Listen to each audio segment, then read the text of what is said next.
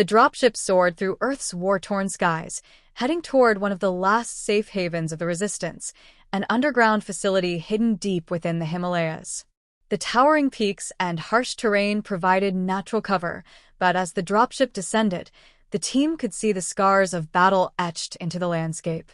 Dr. Markov, still clutching the glowing sphere, whispered, "This place was supposed to be impenetrable.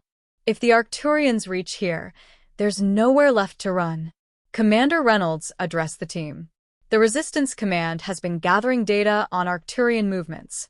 Whatever we found in that temple, it needs to be analyzed here.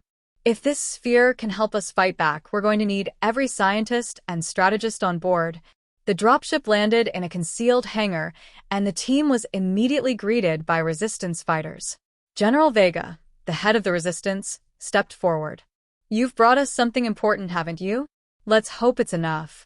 The team followed him into the heart of the facility, where holographic maps of Earth displayed the grim reality. Arcturian forces were advancing rapidly, surrounding key Resistance strongholds.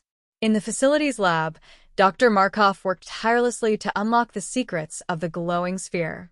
Scientists and engineers gathered around, their faces a mix of awe and fear.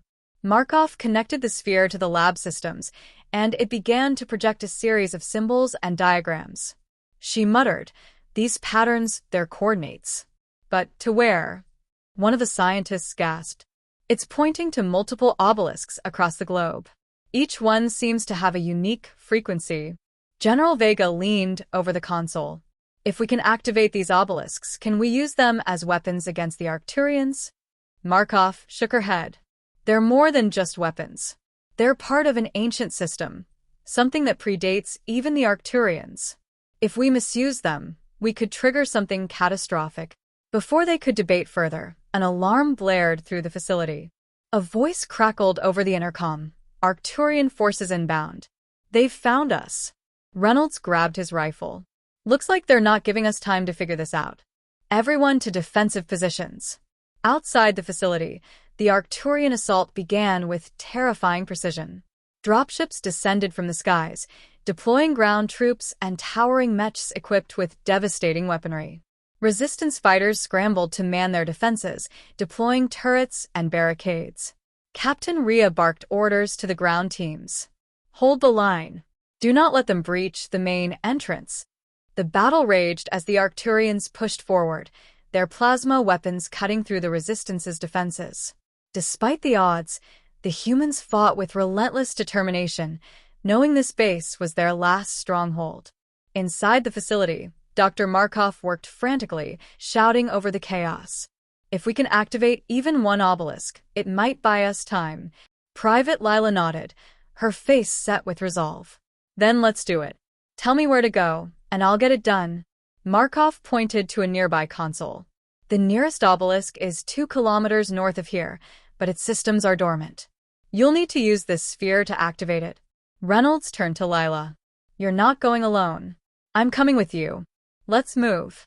Reynolds and Lila sprinted through the chaos, dodging explosions and enemy fire as they made their way toward the obelisk. The towering structure loomed ahead, its surface etched with glowing runes.